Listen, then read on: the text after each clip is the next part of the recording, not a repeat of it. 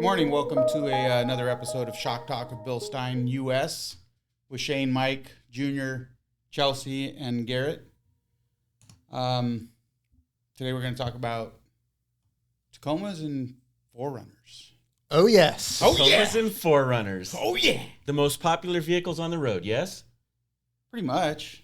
I see a lot of them, trust me. I don't think you can Pretty much. Yeah. They're probably one of the most popular modified vehicles. Yes. And an enthusiast vehicle. Outside of Wrangler. The most modified vehicle. No, I think Wrangler still holds the cake for it. We already did Jeep, though. Yeah, I know, but I'm just saying, like, it's the most modified. But people love their Toyotas. 100%. Toyota. It's like a cult following. Yes, Toyota is a big deal. And you can talk to these guys and They'll never buy anything else. yeah, Yes. and it's bizarre. Well, I'm one of those because guys. I'm sorry. It's bizarre because they'll buy, like Hawaii, for instance. They'll pay $65,000 for a brand new 4Runner and cut the whole IFS out of it, like the first day of ownership, solid axle and stick a solid like a GM 8-lug solid axle in the front with leaf springs. I think that's a No. You know, I like the chromed out bulletproof suspension Yes. in Hawaii. I think That's what I like. I think those are sad face mods, guys. But it's to me, it's they're so cult like that you could say, hey, you could just go buy yourself a Wrangler that has a solid axle under it already. Yes. And they're like, no way. It's way better to have it under a Toyota platform. Well, no, it's not. I'm pretty sure that they've already got the geometry and everything worked out. Let's not even talk about the cost involved. To do something Well, like that. I wanted to we didn't cover that in the IFS topic. What's that? Right? If you want, okay, let's 35s. Your goal is to have 35. Get a solid axle. Go buy a Jeep. Go buy a Jeep. Go buy a Jeep. Because it's ready to go. All you need is our 1.5-inch lift kit, and you can put a 35 right on. If you want 35s, it's not worth whatever you got to do to your 4Runner Tacoma. Yeah, I mean, to you put need, 35s on it. regardless of what your mod list is on an IFS truck outside of full size, meaning GM half ton, Tundra, like we're talking about Full size. We're talking about Tacoma, 4Runner, Xterra. The midsize vehicles. The midsize cab on chassis type vehicle, right? So, yes, you could take a Sawzall to the fenders and keep your geometry good. Yes, you can. Yeah, but you end up, But should you? hampering your Should up you? travel, right? But yeah, that gets the tire to clear down the road, but does it really clear when you're stuffing it? Yeah. Probably not. Yeah. No. And number two, the biggest part about it is your drivetrain. Can your drivetrain handle it? Absolutely not. Not without So major there's upgrades. guys out there saying, oh, if you have a 4th gen Tundra, you have an 8-inch axle and your 35, blow it out, upgrade to the newer GX4 68.2. Okay. Is like, how much stronger is that? You know what I mean? It's like, really, you should be running 8-lug axles. You should be running big axles if you want your drivetrain to keep up with your tire size. And now we're not even discussing powertrain. Like, you know what I mean? Like, it's... What about the steering? Absolutely. What about it? Well, yeah. they're upgrading to LC200 and Tundra steering Oh. at $6,500 because the Oh. vehicle wasn't intended to steer. Or you could have just bought a Tundra. a Jeep JL. Or a Tundra. Or a Gladiator. Yeah. Uh-huh. You want a truck and put your 35s on it all day long. Which kind of no. Is it easier for the solid axle to clear it? Yes. Are the axles robust enough? Nah, you really should gusset them. You should really sleeve them. I mean, the bigger tire puts a ton of load on them, but they're far easier to get to the point of functioning correctly. Well, if you just take a JL and put a 35 on it, you don't have to do anything. Like just If go. you're not gonna be in any go fast, it's gonna be a crawling vehicle, recreational crawling vehicle, yeah. But if you're in a go fast situation, that loads up the front axle a little bit. So well, what's yeah, the, of course. I mean, that's just like a shortcoming of Jeep, Yeah, right? But correct. that's a more deep conversation Yes. for Jeep. So But what's still, the happy face limit on the Toyotas? the 33s, The biggest tire you could put on is a And 285, function. 75, Which is 17. Still, and that still requires trimming. And Yeah, you know but why it's it's the still- biggest tire? that's a Because decent- it's the biggest tire because at full stuff, the 35 or the 33 grazes the inner sheet metal on the top. right. Grazes. Crazy. So if that's your target tire size, right? So let's talk about why. okay. Okay. Yeah. A lot of these dampers that are in the market now, like the people are craving the Fox internal bypass. They want the internal bypass from King. They want our JCO technology, our knobs. They want to turn knobs. Well, man. they want technology, but they don't understand when they crank their suspension to clear the 35s, you're never going to be able to get into those bump zones that you can tune for before the tire blows the fender off. You're out of the ride zone. Yeah. Yeah. Well, yeah, I mean, a 35, you're not even going to use all the suspension up travel because the 35 is going to hit the sheet metal first. Yeah. Right. On the so upswing. on our 8112, on our premium stuff for it, I would say, like, honestly, if you're not trying to please anyone at Cars and Coffee and you're trying to run 35s or 37s on a Tundra or Tacoma, don't use our stuff because you're going to be in the RCO the whole time. Right. At ride height. It's going to give you a very bad ride. Right. Even internal bypass stuff. It's like the Same. whole function of internal bypass is to be able to tune your bump zone. Right. Right. And you'll never reach your bump zone because you're going to blow your fenders off it before you do. Right. Yeah. So to put a 35 on, how you have to do it, you have to lower your bump stop down a lot. Right. Which is limiting the up travel. Other than that, the up travel limit is going to be the 35 and smashing into the inside of the truck. Yeah. So you need to lower that down and you lose a bunch of travel. Yep. Instead of having 8 inches of travel, now you have 6. Right. And you're outside of the zones of most shocks. You're outside. Yeah, you're outside of the zones. If you guys are going to do that, do a 6112. Yes. Well, let me correct you because I believe that the 8112 is the only position sensitive direct fit damper for that generation of Toyota 4Runner and Tacoma. Right. It is the only one. Right. So I guess you can use another brand of coilover, but if you use a Bilstein 8112, you will be outside of all the positions. Right. Yeah. Simply because it's not working in you're after the right ride travel height. zones. You're after ride height. Yeah. The ride height, you really got to be within that good ride zone to take advantage of the zone control technology. Yeah. Well, to make it work, here's how you do it. You'd have to do a top mount spacer of... Are you talking about with a larger tire? Yeah, you'd have to put a top mount spacer to get your shock down, and then you'd have to do an internal limit spacer so you don't droop too far. So instead of having, I believe on a Tacoma, it's like a 5.5 inch travel. Are we 6 here to inch tell shock? people not how to do it or give them instructions? Yeah, well, Just that's telling you how to do it. Yeah, that's what I was going to say. I'm trying to explain that you're going to take a 5.5 inch travel. You're going to have to limit it. Yeah. Limit the droop, and you're going to become a 4.5 inch travel. Right. And the truth of the matter is, it's or like whatever it might be. It's like, it's when you have to start worrying about cam tab gussets, shock tower gussets, like you're outside of what the threshold that the vehicle can handle. Just like takes you're the still fun out of it. You're still on most guys are still on the factory lower control arms, or they do some equal length aftermarket arm, right? And brakes, there's so much involved in trying to stop a 35 inch tire on one of those vehicles. It's just not worth it. Not worth it at all. So the 35 is a no-go. So let's say we're doing a project with the 33s. What's a good happy face build with 33s? What are some of the components a good happy face build would use? Well, a really good build, honestly, would be a shock that doesn't get you out of the range of caster, right? So the lift range on the shock is 2.5 inches. 2.5 max, because Okay, you can still get within your caster range. Your caster split should still run that 33 tire without issues. With the right offset wheel, Right. You can, with the factory wheel, you won't be able to run it without a wheel spacer. Right. But a good zero offset wheel, 17 8.5, zero offset. That's a 4 3/4 backspace.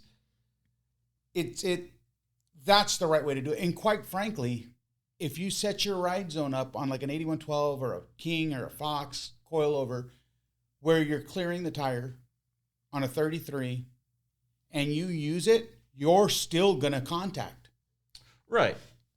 Yeah, because that's a larger tire than Toyota built the truck to handle. If you drive it how Wes does, yes, you are going to contact. Well, but it's light contact with the tire. Yes. Complete. Light. I've gotten 265/70 17s, bone stock P metric tires to rub on factory suspension. Well, I mean, if you've got the steering wheel cranked and you hit a giant. Well, you don't understand when you're going. People think when they're going forward, the shock's just moving up and down. There's a Right. ton of deflection Right. in the control arm bushing. Yeah, so everything moves around. That a whole assembly, the whole steering knuckle is moving forward, in and out, and backwards. forward, backward, in and out. So I've gotten like bone stock tire wheel packages on bone stock Toyotas to hit the rear part of the inner fender liner because the amount of deflection they can take. yeah, Yeah, the Toyota arms deflect back and forth a lot. Tons. A lot. Which is a Especially- good thing. yeah, which is a super good. And when you thing. take the sway bar off, it's you even can more feel it. Exactly. It's like, whoa, this thing's like moving around. Well, you can feel the caster change. You know what I mean? Yeah, It's yeah, it's you crazy. can definitely.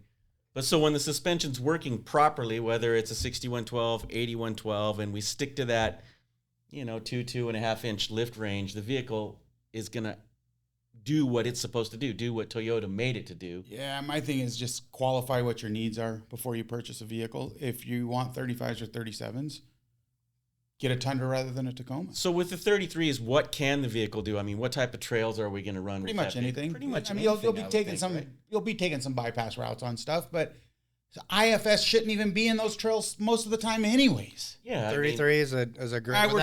We're gonna piss off a lot of people. But it's true. Dude, this will be a It's true. huge comment section from Toyota guys. well, I mean, it's just well, let's get back to the fans. okay. Toyota, diehard. I mean, I usually end up with a Toyota myself. Yeah. Yep. From every few years. Yeah, I'm a I have a fan. Toyota. I drive a Toyota every day, so and I'm running it on the stock tires, and sometimes I've actually. But let's made get contact. into it. Let's get into it. So you're a Toyota fan, Right. and We're just trying to and help you're a you. beginner. Yeah. we're right. just You're a trying to help beginner, you. and you just got this thing, and you like take things like not everybody knows everything. Like you Right. can't just go down to talk to Junior at the counter down at ORW like back in the old days. I guess you can go. Well, there's a lot more ORWs back in those days, right? Yeah. All throughout the country. Now you got to kind of look at forums. You got to like talk to people. I think people are so. Well, you Go have ahead. Go ahead. But- I'll finish your thought, and I'm gonna. But people don't really think about what they're doing, and they're taking advice. So let's just say you're a beginner. You bought a Toyota. You think you can go anywhere. Tacoma. It's not going to go every place a Jeep's going to go. It's just No, it's just not. And no matter how much modifications you do, it's still not going to go there. But you go, I want to do this. Unless you do a solid axle swap. That's the only modification you're going to do to your but Toyota. here's the problem. It goes back like to those cam bolts. You do this. Then you do One that. thing leads to the then you other. do this. Then next thing you know, you have cam bolts. Next thing you know, you have 35s, and you've got this pile of garbage. Right. Right? That You've it's turned your car into a pile of unreliable, garbage. and it's the tires rub on the fenders, And you you just have a and mess. you schedule your day to miss traffic because at wide open throttle you can barely get on the freeway. Right. It's the sad face. So figure out what you're going to do with your car right. and buy the right car. First, buy the right car. Exactly. Dude, Right. dude, buy the right car. Like, there is absolutely no reason to overwork a truck like a Tacoma when there's a Tundra in the lineup. And guess what, guys? Likely you're going to spend, no, not likely, 100% will spend far less money getting that Tundra to achieve 35s than you ever will getting your Tacoma to. Right. Because the parts are so robust. It comes factory with a 430 ring gear, so you probably don't even have to get into the diffs, which is debatable. But You don't have to. yeah, I don't think so. Now, the Tundra has so much power. It needs 35s Yeah, just to mellow it out. I noticed that it's very. To get you to your It 12 is miles very to the gallon. sensitive. The gas pedal But- and the but- torque and all that truck is very. But they're sensitive. like, oh, I don't need a V8 and I don't want 12 miles to the gallon. Well, you just accomplished that with your Tacoma, putting 100%. exactly. 35s on Yeah. it. You just basically built a Tundra, You built an underpowered, underpowered Tundra. less robust chassis Tundra. Yeah. So if you have a Tacoma and your bed's empty, but you need that roof rack with the Pelican cases, Yep. you're down to 11 miles per gallon. Oof. Yeah, and the tires had nothing to do with it. It's just now wind resistance. I just saw a Tacoma the other day with a is it Prinsu roof rack? Prinsu. Prinsu roof rack Right. on a double cab with a rooftop tent and an empty bed. Yeah. It makes perfect sense to me. That's so you can carry the dog in the bed. And I would reckon if I asked him why, he would have said, I need to step in the bed to get into the tent. Right. Well, why not just Use sleep the in ladder. bed? Use the ladder that. Pull it your can- tailgate yeah, down. Yeah. Congratulations, you have 10 miles per gallon. Yeah. I should have just bought the Tundra. Yeah. Because you could put a way bigger roof tent on top Exactly. Yeah. Bigger bed, Congrats, you bigger just roof spent tent. $2,300 on a roof tent when you could have slept in the bed for free. So, what are the options for? Shane was talking about the beginner, right? The beginner Toyota owner. He just picked up his 4Runner or his Tacoma, and he wants to make mods, and he's got a budget, right? So let's start with the guy that's Well, dealing first with of all, budget. if you just bought a brand new 4Runner, or You don't have a budget. You have unlimited money. Yeah. But let's say to the so. 8112s. Exactly. Yeah. Don't even fake like you don't got money. Let's just say he's one of those guys that spent every dime he has buying the truck or making Hey, the monthly look at all the payment. Jeep guys that put rough country kits on. Oh man. Come on. Yeah. Oh man. Okay, So so you just bought your car. You don't just realize pay, how you much just pay this- 10 grand on your dealer markup, and Yeah. you want to start off slow. Right. You just don't want to spend a lot of money. So start off slow. Are we going to do 5100s or? Well, I say 6112s? typically that most people start off their mod list with a 5100 because it Yeah. targets the ride height they're after, Right. targets the 33, reuses the stock spring, and it's all just that a kind of stuff. no-brainer, right? Right. So it's Your wife and kids aren't going to go hungry. yeah. Right. You know? Right. Yeah. It's a responsible. Your build. affirm payment will be far less. Exactly. Your But- Klarna. But I think we're the only shock manufacturer, correct me if I'm wrong, but that has those stages of upgrades. Yeah, the entry level kit. Like we have direct fit replacements. So for the guy that actually is using his truck like a truck and not like a Cars and Coffee, or a daily driver, not a that showpiece. just got 180,000 miles on his factory Bilsteins that wants a factory replacement, we have 4600s. Right. Yep. Right. That's not going to change your ride height.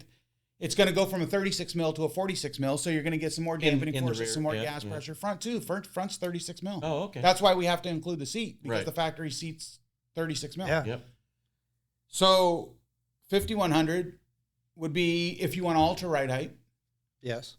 Best bang for the buck, 6112. 6112, Yeah, 5160. that's We've got had to this be the best conversation. bang for the buck. But then if you really want to flex your budget To flex and Yeah, show right. people what to you miss can afford. house payments so you can buy. So if your crap neighbor for your has truck. Kings on his 4Runner, Yes, we got something for you. exactly. So That's the 8112. That's the 8112. Yeah. 8100. So that's the crown jewel of our Yeah. lineup for the well, it should be the crown jewel of anyone looking for a shock if they understand shock technology. But I think that, let's get back to that 8112. Right. So if you want the highest end shock for a right. Tacoma, 8112, Tacoma 4Runner. It's the only shock in the market that offers position sensitive damping that we call zone control, Right. which is fantastic. Threaded aluminum body. In layman's term, and it has a hydraulic bump stop inside. Is that one aluminum or steel? Steel. They're steel. Steel. Okay. Yeah. The only one that's aluminum right now is the Blackhawks. Right. Right. So we're switching over to an Evo gray finish, the Tacoma and Tundra right now. All toolless adjusters on the bypass. Yes. Yep. And Yeah. it's So the front So is you a, can clickety click with no tools. Click, Right. click, click, click. Yeah, You can confidently go out there and tune your vehicle without sweating and grabbing tools and your Allen key and your wrench. These are just click toolless adjusters. And when the kids are playing in your driveway in the afternoon, they can screw up your settings by turning. them Yeah, off. but then look how much easier it is for you just to go out there and mess with it. Yeah, like put it right it's back. just park in front of your ring camera. You'll see. It'll Exactly. alert you. Make sure you're parked in front of your ring camera. Right. Nobody will adjust your shocks. But I heard we were adding knobs to 8112. Yeah, 8112s, we're going to have what's called a DSA Plus dual speed adjustable. Oh man, blue and gold knobs. Look. Yeah. I'm going to be the first to say I don't even think we needed to do that. And No. I got dealers out there that would tell people it's absolutely not needed. Those shocks function so well as they Without were as a knobs. standard zone control shock. Right. You don't need them. But we're going to answer to the market. Guess Right. what? They want knobs. We're going to give them That's knobs. what people want. But I think it's pretty cool to explain what the additional knobs do. I think Shane's probably got the best information on that. Well, it has a dual speed adjuster on the reservoir, and that's dual speed compression. High Right. speed, low speed. Right. It has a bleed, Blue and then gold. it has Yep. a valve stack that you preload and get a high speed valving. And then it has a third adjustment, and that's the internal JCO. So Right. the hydraulic bump stop inside now has 10 position clicks, and so you can adjust that too. 3 adjustments. To me, I think not to take away from what Junior said, but I think that's a pretty good adjustment, being able to adjust. You're not adjusting the contact point on the JCO, but you're adjusting the firmness or how Yes. much it hits. Exactly. Right. You I can think- you can tune your bump control. You can tune your bump zone. So if you want to take your 4Runner and follow Doug Mittag through a whoop section, you can ramp up your basically the amount of oil volume that goes into that bump stop Right. to firm it up on the bottom. On the last 2 inches of travel. Right. Right. Well, I think it might be a little more than 2 inches because it collapses within itself. So Right. It's 2 inches of travel, but Right. it's probably more More at than the that. wheel. Right like at the wheel, yeah. maybe So three maybe and a half. 4 Motion inches. ratio. Yeah, Motion back ratio. to motion ratio. Yeah. But to me, that makes sense. So, and Junior kind of hit on it is, so let's just say, daily driver, you have it tuned a little bit softer so you're not getting crammed on the JCO. And then if you do take it out on the weekends, I mean, it's one of those adjusters that's not just fluff and puff. It actually, to me, it makes sense. we didn't need it, but we killed it by doing it. Yeah. You know what I mean? We didn't need it. That shock absorber did not need any adjustments. It was tuned really well to start great. with, But we did it and killed it. Right. So it's the market won't find another shock absorber that does what that shock does at that dollar figure. right. It would take you purchasing a bump stop, a bypass, and a coilover shock, Something to protect and the RCO. and then yeah. pay someone $1,000, $1,500 to tune Tune that it, right. to get the performance of what you're going to get out of DSA Plus. Right. Don't forget the guy that's got to weld the hoop on. Yeah. And then we hope that he welds the bump stop in the right spot. all the Right. fab, all the And fab he work. hopes that everyone I've seen the bypass bottoms out before the coilover does. It's pretty It's usually never done right. right. Yeah. Usually never done right. And it's crazy that someone will throw like $7,000 at front shocks and bump stops, or even $8,000 at front shocks, but they frown at $1,500 to tune it correctly. Right. But I think we should talk Well, about the. it is like that is such a huge step into the sad face zone. Yeah, I think we should talk about the rear shock that pairs up with that, because now we know that the 8112 DSA up front is 3-way adjustable. We have an adjuster on the JCO and a high-speed and low-speed compression adjuster for the customer to work with. But there's a pretty killer rear shock that goes with that as well. It's part of that system. Yes. So It's doing the DSA Plus allowed us to get back into another stage, I think, because now the DSA Plus pairs great with the external bypass. Yeah. Whereas the non-DSA Plus now pairs well with a smooth body. So we will have a 60 millimeter smooth body we have on, but not on all applications yet, but On these Toyotas, we're building we do. 60 millimeter non-bypass, non-external bypass, but a smooth body 60 mil that will pair really well with a non-DSA zone control shock. Then we have the zone control DSA that pairs amazing with the bypass, because now you have both dampers front and tuned rear in that are on both externally rear. adjustable. Here's a crazy question that I got asked at a trade show by a customer. So we have the 8112 DSA for the front, right? Why do we use external bypass on the rear? Why can't we use the same technology that we have on the front on the rear of the truck? Well, in most cases, the internal JCO, internal hydraulic pump, and the internal RCO, rebound cutoff valve, takes up a lot of room in the shocks. Right. Goes back to the 6112 topic. Right. The front shocks are a long body with a short travel. Right. The rear shocks are optimized. All from the factory. necessary parts won't fit in that space. So to do a position sensitive shock in the back, we opted to do a bypass, externally adjustable bypass. And that's position sensitive to match the position sensitive damping in the front. Up front, yep. But it's just a different technology. Yep, that makes sense. And once we explain that to the customer, they got it. So essentially it's the same technology accomplished two different ways. Two different ways, yeah. But they were really confused. It's like, wait, you have this 3-piston design up front. Why don't you have that in the rear? So that has to do with space. yeah, it's the packaging length, right? To try to get it all. Yeah, and there's different motion ratios involved. So Plus, you're dealing with a leaf spring in the rear as well. So yeah, and if you look at most light truck rear suspensions and how the shock body's mounted, like in conjunction where the bump stop bottoms on the chassis, like it would be very difficult to get your car into the JCO stage. right. You know what I mean? Because it would hit external bump stop before it got into the JCO. Well, I think it goes and back if to you pulled off the external bump stop, now you're overcycling. Now your diff could be hitting all kinds of stuff that it shouldn't. It goes be hitting. back to our original topic, the guy that cuts off the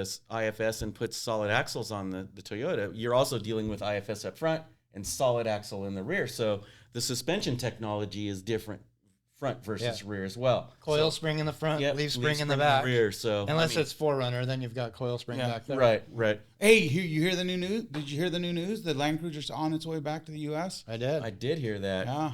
So what are they doing on redesigns on it? Toyota must have been getting death threats, man.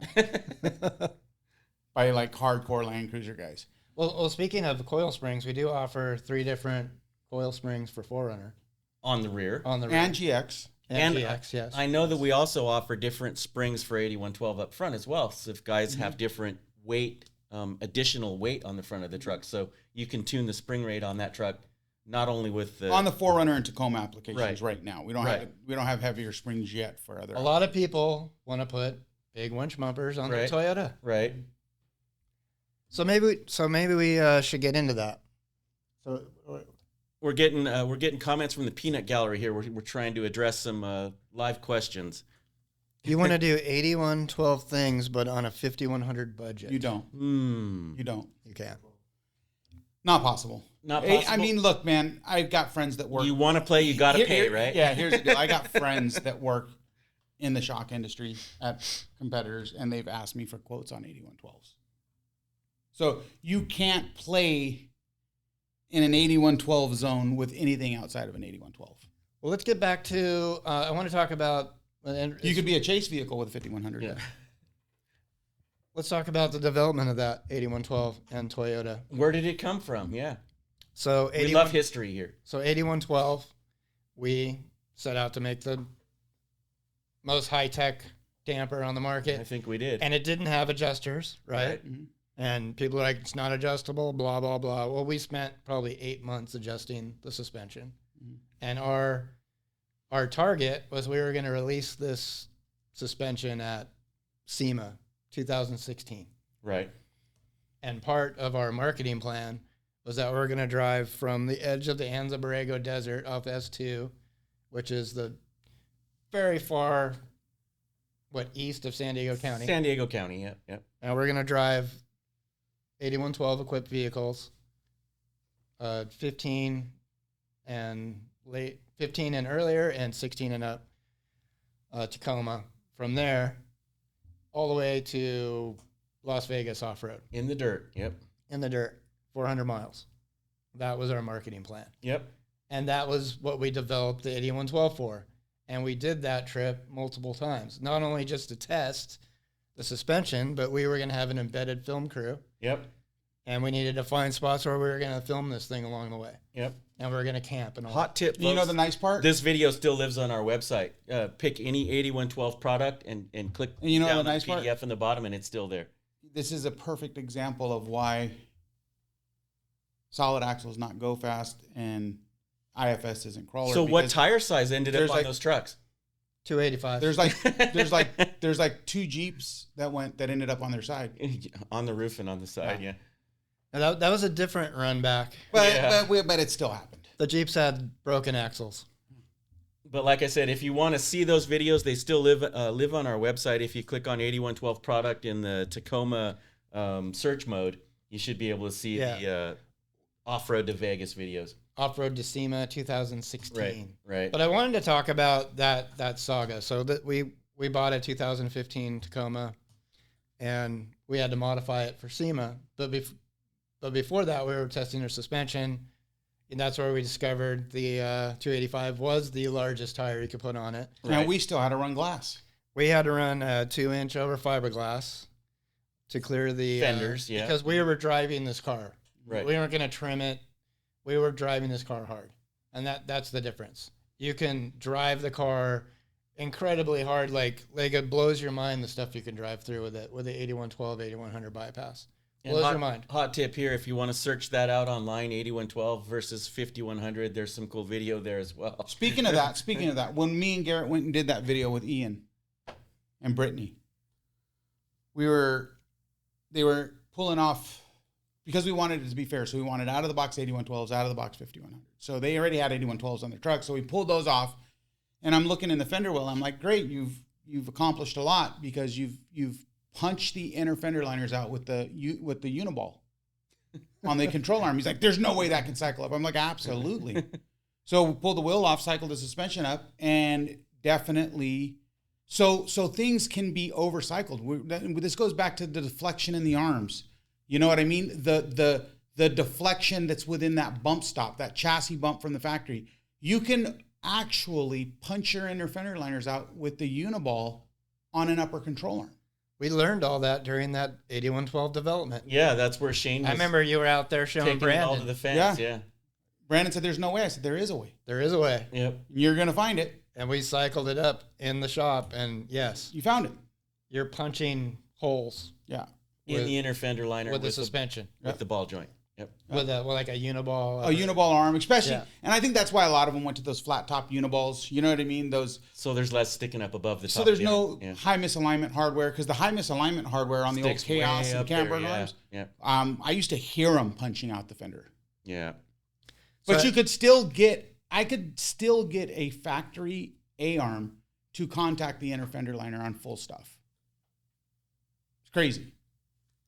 So I remember we did a few trips where we were trying to, we did this California desert trip, 400 miles, which I challenge anybody to go try that. In a stock truck that's using for development. Challenge anybody. Yeah. That's the one thing I can say about the Toyota is they're they so excel. robust. They excel Yeah. at that. Yeah. At doing that trip, excel. A Jeep doing that trip, like you want to blow your brains out. Oh, It's just, it's not, even with 37s, it's just not that You want to great. eat a gun. Stuff's gonna break. Yeah. It's just like going out to Scorpion Bay back in the day. Like Scorpion Bay. yeah, like every vehicle you saw, there was this main road down to Scorpion Bay, and it was like a couple hundred miles just washboard. You would go down there, man, and it was like every car that wasn't a Toyota was broken. needed help. Yep. Like the exhaust was like, you'd find exhausts, you'd find air dams. Well, I did it in a Ford Ranger a couple times. So I think it's funny because I back when I was on the phones, I used to be able to, I knew if you went to Scorpion Bay. Yeah, because it would melt the shock paint- loops. the Wait, was was it turned Scorpion Bay brown. or Yeah. Gonzaga Bay? Both.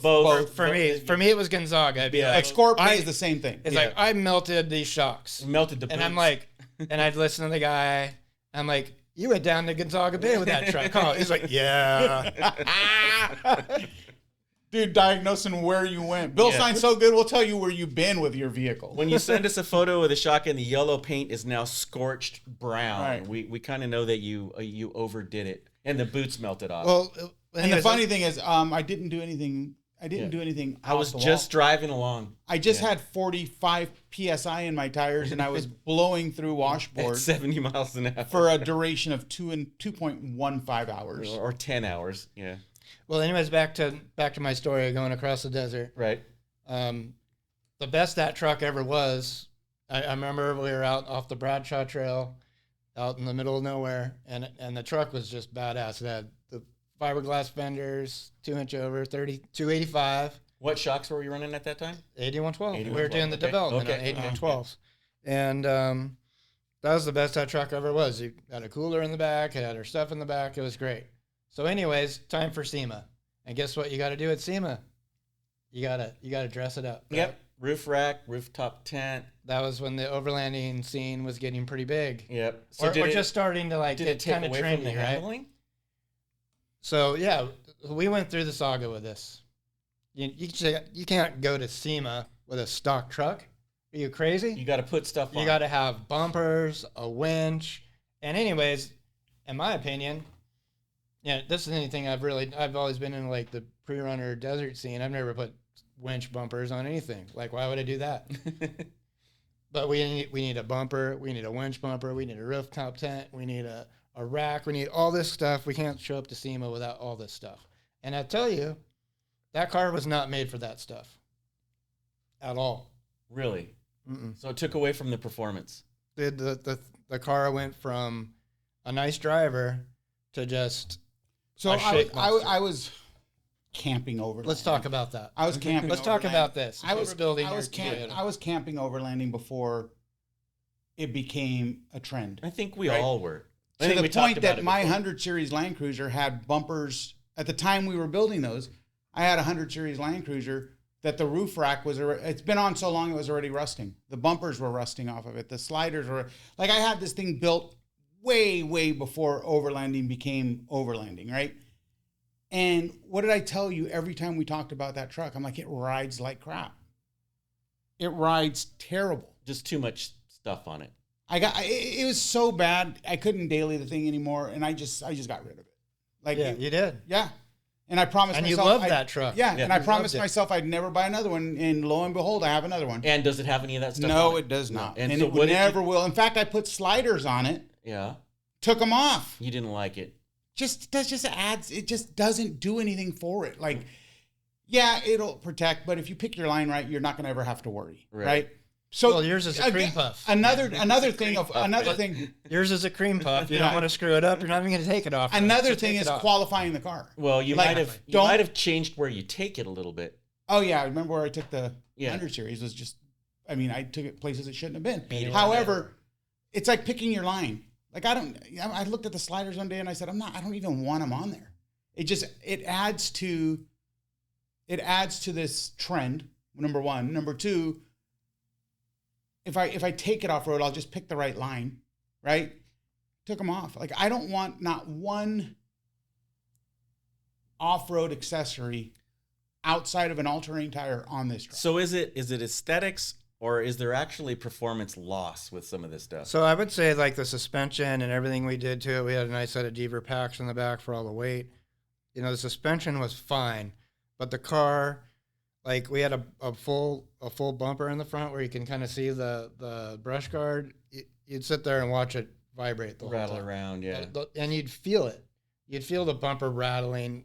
The frame on the front of these cars is not designed for a 200-pound bumper and a winch. No, it's that collapsible zone. This goes back to what I was telling you back when we used to build go-fast cars versus crawler cars. Like, you would never have a long travel kit with a bumper and a winch. You just, they didn't horsepower gets you out. They of didn't problems, commingle. Not a winch. That's what I was just trying to tell you. Yeah, they don't commingle, right? So there's so much deflection in body mounts that if you see anybody with a winch bumper on a truck that's used, the fender area where the bumper meets the fender is gouged out. Yeah. They're just we've driven trucks so hard where the bed comes in and slaps the cab. Hits the cab, cab dents. That's got to be so there. So you put all these nuances, these steel, You can go to that 2016 off-road to SEMA video, and there's a section of West out in the middle of Nevada desert, and it had razor burn, right, razor chop, and it's slow motion, and you can just see the body just like. Oh yeah, I've seen that part in the video. And it would actually like the front bumper was shaving off the fiberglass of the front fender. I just don't look like I support the aftermarket because we are aftermarket, Right? But like, everyone makes a hidden winch mount. Like, use it if you really are going to get your IFS truck into the situation where you need a winch. There's hidden winch mounts out there everywhere. Yeah, I don't see the need to diminish your performance by putting big bumpers and big swingaways and big roof racks. Like, if you're going to run into like a deer or something, that's one thing. But if you're never in a situation where you're running into a deer, then just get the hidden winch. Yeah, if you live in Utah or Ohio or something like that, that was the reason for them to begin with. Yeah, if you're never going to use the winch, if you always go out with your buddies, I mean, we know Toyota people like to travel together. Right. Just use a tow strap. You don't need a winch. Right. Yeah. So think back to the first off-road bumper. Remember what it was called? Buck stop. Because that's what it was intended. Yeah. You know what I mean? Yeah. Like, and then that's what it's for. It's so that it's basically so you don't eat a deer while you're hitting it on the freeway. Right. Yeah. But I wanted to qualify. So we see in the videos when the truck's going fast that the bumper's rubbing on the fenders and all that kind of stuff. And the aftermarket bumper. Yeah, and you say that the gear like took away from the performance. But let's just say that it's not someone trying to go from San Diego to SEMA. Is there a place for that gear? I mean, if a guy's just going out rolling around camping and stuff, it's still a good mod, right? I mean, you just answered your own question. Is it just... You just answered your own question because you said if he's not going from San Diego to Vegas off-road, Is it a good mod? No, because if he's not doing trips like that, There's he doesn't even need no it. need for it, right? Yeah. Doesn't even need it. Right. You got to understand we're in a market right now that's heavily aesthetics driven. Right. So people It always has been. Right. well, it's not Our market lifted 6-inch Yeah, lifted yeah, Chevys with double shocks. Yeah. Off-road You're market right. is it's always just been it's aesthetic. just transitioned to a different type of aesthetic. Right. It's Before it's a new trend. Before, if we were to hang all this stuff off a truck back in like the early 2000s, late 90s, we would be stoned. Yeah. You'd just be laughed off the beach completely. Right? Because it was all clean built. But it was like Hummer H2s with a chrome subframe and KMC dimes, 20-inch KMC dimes with 37s. Like, that's what it was. And it's just transitioned The to trends another. change. Yeah. Yeah. But I'm telling you, I can't see why you would absolutely diminish performance, Gas pull mileage. gas mileage, pull another $6,000 out of your pocket Right to handle. re-gear it so that it actually will move down the street. And then while you're re-gearing it, you're already in the axles. It's an IFS front end, so it's a bear to get to it. So now what do? You're like, oh, well, I'm in there. Let me just put an Eaton E-locker in it. Right. With all due respect, that's the best thing you can do. You're killing two birds with one stone.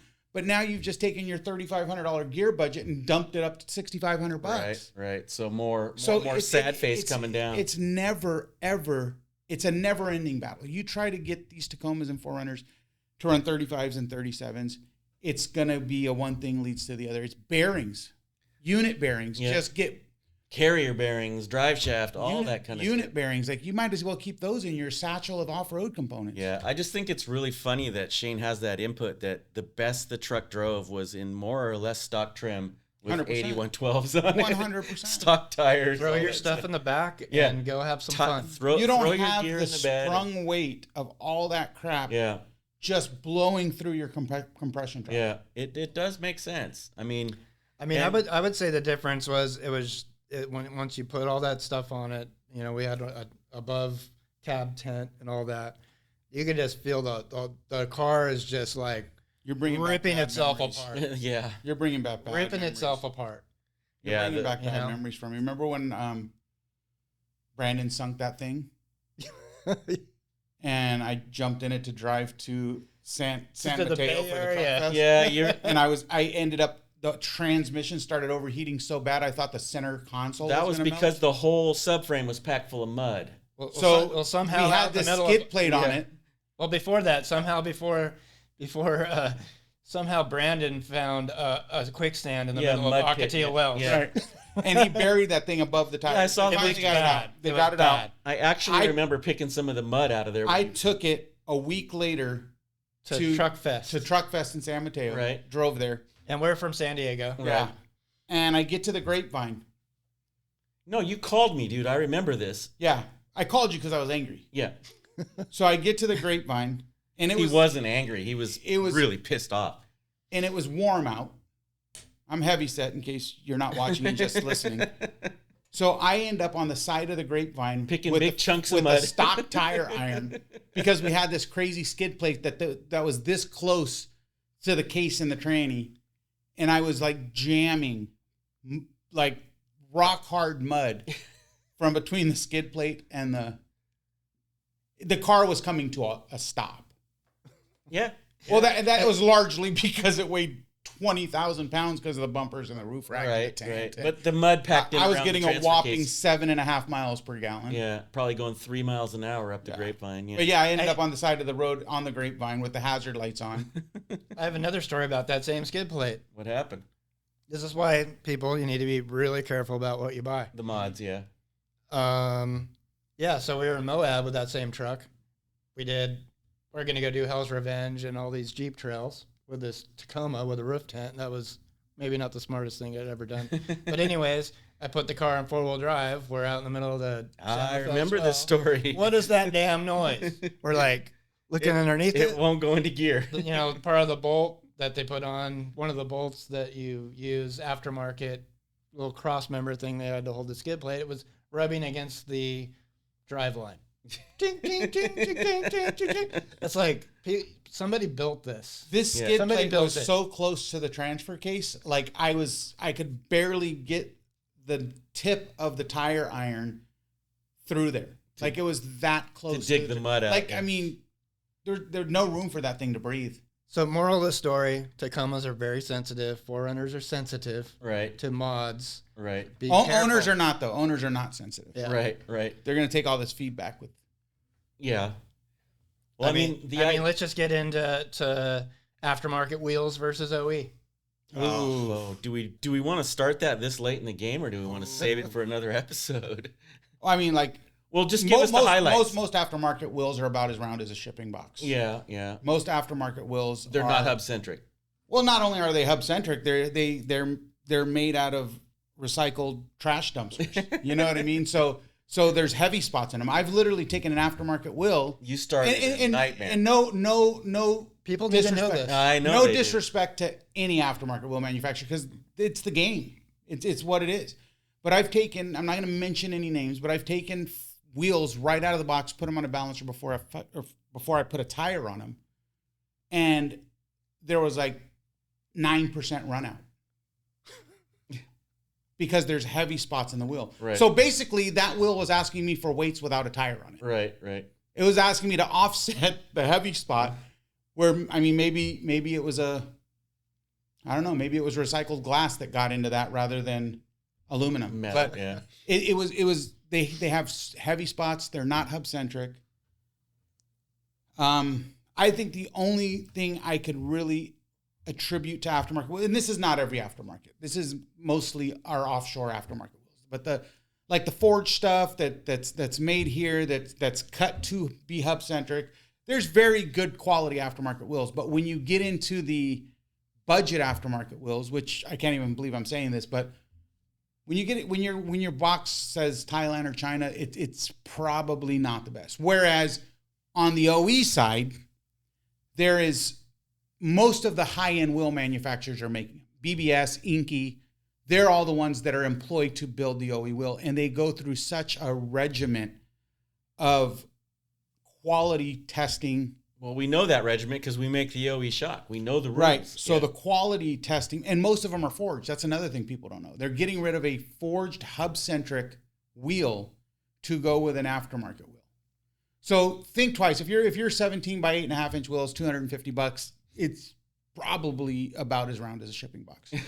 But the steering on a steering suspension on Toyota is very sensitive. They're sensitive. Oh, The yeah. racks, I mean, most people put an aftermarket wheel on there with an aftermarket tire, and they get that shake at 45 miles an hour. The wheel starts rocking back and forth. Right. That's because Toyota, on their non-steel wheel, uses a lug-centric and hub-centric application because the steering is so sensitive. Right.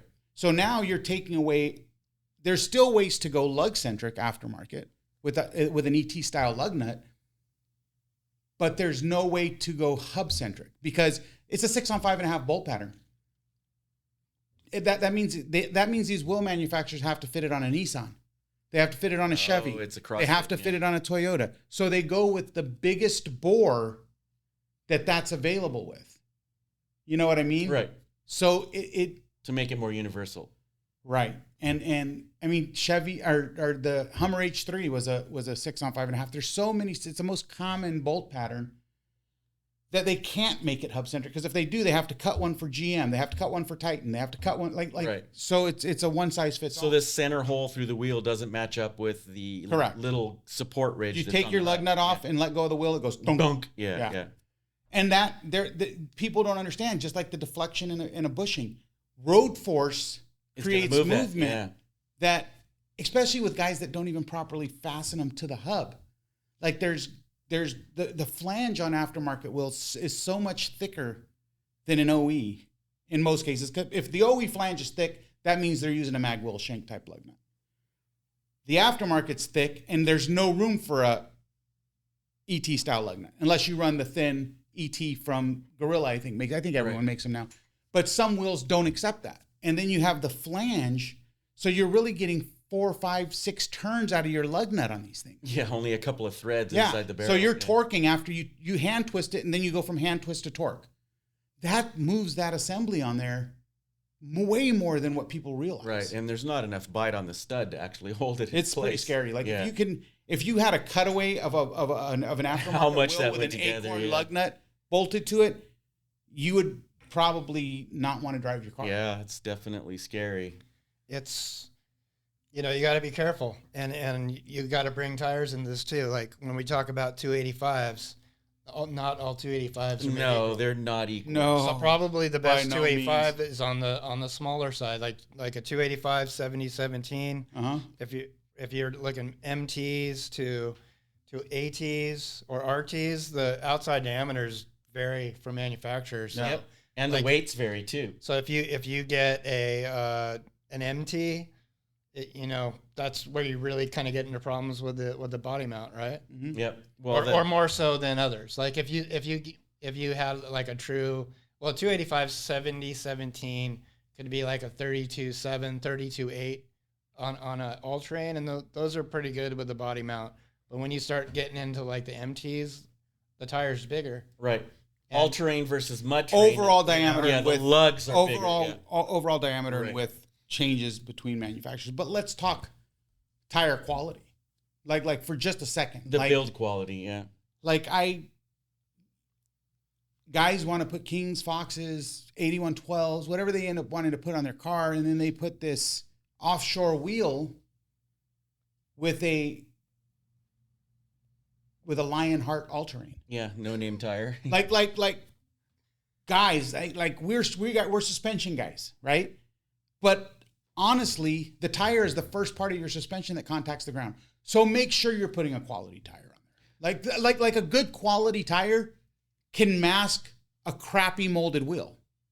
Vice versa, a good quality wheel can mask a crappy molded tire. Right. So, but when you get too crappy together, like a crappy tire and a crappy molded Now wheel, you're calling me asking me why your suspension doesn't work, Right. right? And it's your tire wheel package Right. that's actually crap. 100%. Yeah. And let's not forget the dirty trick that the manufacturers have bestowed on everyone, and that's, off-road tires used to be C-rated. Now Yeah. everything's E. Now they're E-rated. Right. Yeah. So right. explain that real quick. C versus E. What is that? Well, E-rated tires are designed for diesel heavy-duty They're trucks. designed for 3/4. So they're a heavy load rated tire. They're a 10-ply sidewall. So the sidewall is now not flexible, and that's part of our suspension. Right. It's Yes. not working. So anymore. the tire isn't getting the deflection. So I don't know how many times I've answered a tech call that says, I just put your shocks on and my truck is stiff. Yeah. Did you replace the tires to E-rated? Yeah. Did you replace your tires at the same time or have them rotated and maintenance? Yeah. Check your tire pressure. Yeah. And also read to me what sidewall And it is. understand that's on a 3/4 1-ton truck. So imagine the air pressure you have to run on a Tacoma or a 4Runner to get that deflection in an E load range. Tacomas and 4Runners come with P-metric tires. Right. Correct. They're not even all-terrain. Right. Correct. Right. And Correct. they do that for ride comfort. Yeah. But again, like everyone else, like you have to, like in the early 2000s, BFG was making a CD and E load range in the same size Yeah, tire. but they make them all E-rated. They make them E-rated. Well, there are C-rated. Yeah. You yeah, just gotta but be the careful. only Yeah. reason they make that is for the OE for Jeep. Right. And that's the only reason they got back to that C load range is because Jeep didn't want to put a 10-ply tire on their OE Right. Rubicon. But what Shane's saying is definitely true, not just with suspension, but with the rest of the parts as you pick them out. You have to be very careful because there's these little tricks that if you don't catch yourself and you go just buy the tire that looks cool or that seems to be the right size, if you don't do your homework, you can get yourself into a serious sad face situation on Yeah, something. if your tires say Cougar Heart, Lion Heart, like Brute, anything like that, just Walk away. Yeah, exactly. Walk Walk away. So are we going to talk about body mount shop? Body mount. That's a tricky conversation for me because I think that if this is let's go here. Body mount chops were created for people that wanted to run a tire that was too big for the application. Yes. They make them. I mean, I've seen them on Tundra. Of course they do. Yeah. I'm the one who started it. I'm probably the pioneer of chopping body mounts. Right. Congratulations. So explain what that That is. down at PG Series? Exactly. Yeah. So Toyotas, and here's the worst thing that was actually going on in that day to avoid rubbing is in there. It's all over the internet. Oh, here's how to get a 285 on your car and not have it rub. Take your cams, push your knuckle forward. Hold on. When you lift it, you need more Right. positive You push it caster. back, yeah. And you're giving yourself negative caster to Right. avoid it from rubbing. Right. So you're So gonna it's wear like out your tires. people say, "Oh, I could manipulate it and not have it rub in the alignment." You can, but now, see, positive caster is getting the lower ball joint forward of the upper. Right. Positive caster is very good for drivability. If you don't have positive caster and your upper ball joints parallel to your lower or forward of your lower, You're going to have steering issues. yeah, that's why when you're going 65, 70 miles an hour down the road, the thing wants to change lanes on you. By itself. Right. It gets that wandering sensation, Yeah. right? hard So to people would rather deal with the wandering sensation at 70 and white knuckle it so the tire don't rub. Right. That's where back in the day when the 05 Tacoma first came out, because the first gen Tacoma didn't have that problem. You could get 285s on there. The body mount was far enough back on the chassis. all day long. Right. So Which is the one I own. then the 05 came out. And me and you worked together with the 5100 on that. And I still have pictures of that silver one I did at ORW with the 285s that you guys used in the catalog. Right. But anyhow, that off the topic. So I didn't want to give the customer a bad alignment to avoid rubs. So I started cutting the body mounts, and I would just chop the body mount, take a piece of pie out of the body mount, and take the factory piece that I cut off and just weld it back into place. Just chopped a piece out. So just pie slice it and move it pie slice inboard. it and move it right back, Yep. and Yep. weld it and paint. And that's what you get in the kits as well. basically all it is. Yeah, yeah. Right, and you just have to fill because obviously it's smaller, and you Right. cut out, and that pie piece. So becomes is that a larger. happy face or a sad face mod? If you're gonna do it, it's a happy face mod to me because now you're able to get yourself a good alignment with some positive caster. Right. So and Yeah. it doesn't take away from the vehicle's performance in any way. Where I sit, I'm just a few years away from collecting Social Security, so this probably doesn't fit most people's thought. If you have to cut part of the chassis to make the tire clear, the tire doesn't belong. Exactly, and I would agree. But so it's a risky way. Now but- they make full kits that relocate the front body. yeah, I've seen that as well. I mean, I think the 285 is a good way to go in that car, but unfortunately, that's the one thing you're going to run into. We'll have to chop the body mount. Yep. Here's a hot tip. The BFG 285 is a 32.7. Right. And so What do you think about, is that one clear? It still rubs No, a it still little rubs. bit. Still rubs. Yeah. But it's not- 275, 70, 17 will clear. Yes. But there aren't that many 275. No, and that's another thing about the odd size tire. Right. So you're limited on the brand. Like and the I tread want to pattern. put my 100 series clears 285, 75, 16 stock. It'll clear a 295, 75, 16 stock. The reason I go to a 285 is because if I have a blowout and I'm traveling this Saturday up to the Bay. If I have a blowout, there's 100% chance I'm going to swing into a tire shop that's going to have a 285. Right. You're not looking for some unicorn tire. Correct. Yeah. When you go with these odd sizes like Yeah. 275, 70, Yeah, that's scary, 295, 75, 295, 70. cut a sidewall at the desert and you're like, Yeah, oh, now what am I gonna 285, do? 75s, 255, 85s, Yeah. the Defender tire. Yeah. Chances are you're going to be on a spare for the rest of your travels. And probably ruin your diffs or have serious Yeah, if it's drivability. like an all-wheel drive car like Yeah. the 100 series is, Yeah. yeah. Yeah. I mean, I think if you're really like if you're driving from San Diego to Las Vegas off road, I think the 285 is a good tire. Yeah, it's a great tire. So my thought process around it is do your research. Yeah, If you definitely. really want to run like a 34-inch tall tire, go get yourself a 100 series Land Cruiser that can run it stock. Yeah. And not rub. Back Not to rub. pick the right vehicle. Not rub. Even if you're a Toyota fan, go for the Tundra instead of the Tacoma if that's the adventure or if that's the plan is to have the big tire on there for sure. I mean, I would, on control arm too. Like if you did a small 285 BFG or like a Nitto or something like that, and you had the stock control arm, but maybe you only had a 2-inch lift, Right.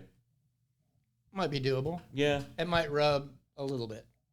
Maybe. So me and Shane have a real intimate relationship because I kind of give hand to the product management team because I have quite a few years under my belt, and we talk about this all the time. So it's like we have to put a footnote in our control arm kit. Will not work at stock ride height because there's added caster. So you get a guy with a stock truck that says, "Oh, my upper ball joint's wasted, and so are my bushings. So I'm just going to run a stock arm, Right. but I'm not going to lift it." You can't. Right. Because the control arm is built for lifted geometry. It's built for a lifted geometry. 2.5-inch lift. Yeah. So we get calls that I just put your control arm on my damn truck and the tires are rubbing. Oh, they're gonna. Yeah. because you've just changed your caster. Yeah. I mean, You've just pushed your steering knuckle backwards. and no lift. And it only rubs in reverse. Yes, sir. Because when you're in reverse, you're dragging the tires. Yeah. You're not rolling them forward. Right. So this is like things that a lot of people don't think about. Little changes in geometry could be detrimental. Yeah. You know, this is why if you go over a certain amount of lift, you need the arm to generate a little more positive caster. Right. If you don't lift the car, don't put an aftermarket arm on there that has caster built into it. So it works both ways. Yeah. I mean, there's a lot of little interesting idiosyncrasies that start popping up when you start modifying these vehicles. And One thing leads to another. Yeah. Everybody You want the 285. at this table has probably want the learned 2.5-inch the lift. hard way. I think we all have is Now you need the arms. Had that sad face moment. And now your tires are Exactly. Yeah, and understand go into your build understanding what you want to do. what's a good way to say it? I want to mod my vehicle. Great. Understand that the life of other components are going to take a hit. Depends on by what you do for mods. Yeah. Everyone wants a zero offset. Well, now it's not even zero offset. Guys want to run like a negative 37, so these things stick way out like park benches. That's like the new thing in the Overland crowd. Right. Like I guess they want to sit on their tire while they're hanging out at the. So understand That's leverage. Understand how much leverage that puts on your unit bearing. Yeah. Or even not unit bearing, like first gen Taco, first gen Tundra, first gen Sequoia. Those things had press in bearings. So it's not a matter of taking 4 bolts out and bolting a bearing on. You got to pull the whole steering knuckle out, press the old bearing out of the knuckle. Use 150-pound ton right. press. Yeah. And 9 times out of 10, if you don't have a decent press, you're going to ruin the bearing that you're putting in, the new one. Maybe the knuckle. And you have to do it once every other year. Yeah. The lower the change your bearings with your oil. The lower the offset, the more wear you're going to have on components, the more leverage it puts on it. This is why the factory runs a higher offset, because they're looking for longevity. Leverage. Yeah. And it changes the whole driving. Your scrub ratio changes drastically. Like it's placing the wheel that far outboard is. Yeah. I guess I'm just, I was there though. I was there back when I was quite a few years away from Social Security. I was there. I wanted the low offset wheel. I wanted the, you know what I mean? But I also learned a lot. You experienced these mods. I've also learned a lot in my time doing it, that there's a reason why the engineer for Toyota, there's a reason why they pay these guys millions of dollars a year to come up with proper suspension geometry. Right. Yep. And unfortunately, the aftermarket doesn't pay the engineers millions of dollars to come up with aftermarket. Except at Bilstein. So it's just choose wisely. Yeah, I think to summarize, I mean, we said, first of all, pick the vehicle for what you're going to do with it, right? If you want to run a gigantic tire, pick a solid axle setup, a Jeep, something like that, where you can do that without ruining the vehicle's geometry. If you want a 37, just get yourself a Power Wagon. Yep. If you're going to go with the Toyota, you're more limited on the types of mods that you can do. Well, as far as tires go. Yep. So on tires, E-rated tire, I do want to say there's a subgenre of E-rated tire. I think it's like an E2, and you can tell by how much pressure the tire takes. Up to 65 PSI is a standard E, right? And up to 80 PSI is an E2. Okay. No, opposite, right? Is it opposite? No, there's one of the one that goes up to 80. There's a G now. But the one that goes to 80 PSI is the stiffer sidewall one. Right. And the one that goes to 65, because 55, you know why that happened? Because of TPMS. So all these TPMS came along, and the all E-load range tire, well, not all, most. The smaller sizes were always, because they fit them on dualies, so the smaller sizes were always 80 PSI tires. Right. But once the bigger 37s, 35s, 37s, 38s, they were all 65 PSI E-load range. So they were 10-ply sidewall, but the max pressure was 65. But your TPMS is going to go off if you air down. Well, the problem is the recommended tire pressure to keep your TPMS light off on 3/4 and 1-ton truck started to get to 75 PSI. Right.